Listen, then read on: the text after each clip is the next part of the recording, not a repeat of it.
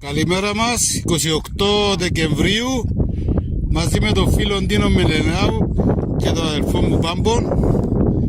Βρισκόμαστε σε έναν πολύ όμορφο βιότοπο,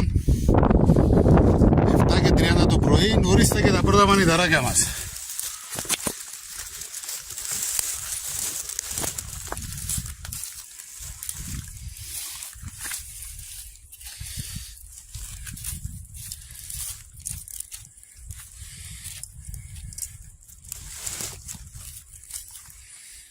Αν και είναι μικρά, είναι ολόφρεσκα.